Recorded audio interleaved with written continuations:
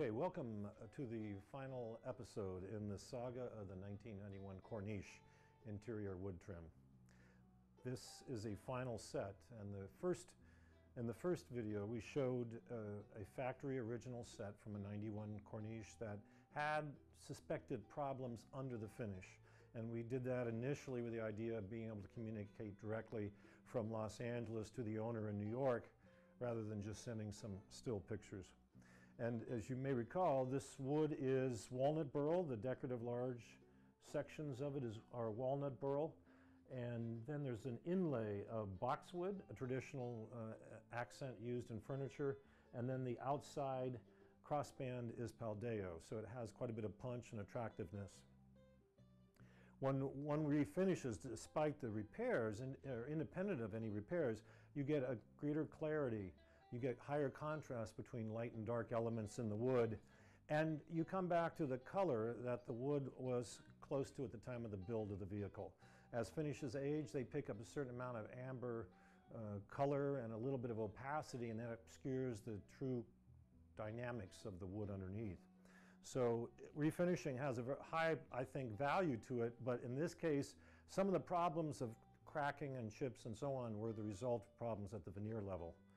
So the most problematic piece was the driver's door cap, and as we could tell even before removing the factory finish, the boxwood inlay was incomplete in some areas and had been filled in under the finish, prior to the finishing element. And there were some areas where the crossband was missing, and that had to be addressed. So what we did to correct this problem on the door was to clean this up by routing it out, back up to the walnut burl, putting in a new piece of walnut, which is the subwood that's here, bringing it up to the level, and then rerouting that rabbet. So we're starting over completely as much as we could with the veneered piece, as opposed to trying to shim up the final level of the paldeo. Other pieces that had some problems, these two center console fascia had quite a bit of crossband missing, and also some veneer problems on this fascia. The rear ashtrays were also in need of mostly all crossband replaced and some veneer repairs in order to save that original veneer.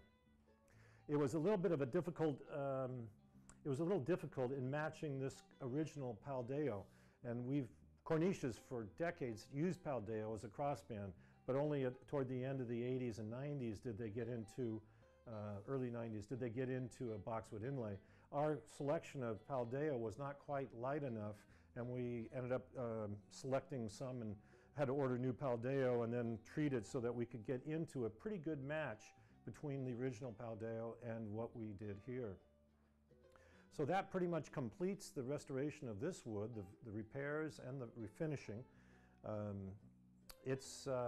The only element left is a custom steering wheel, which should be coming by in about a week by the time we finish it.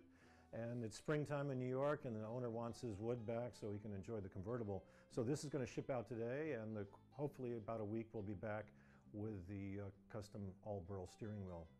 So that concludes this saga of the 91 Corniche trim, and we'll have plenty more to come.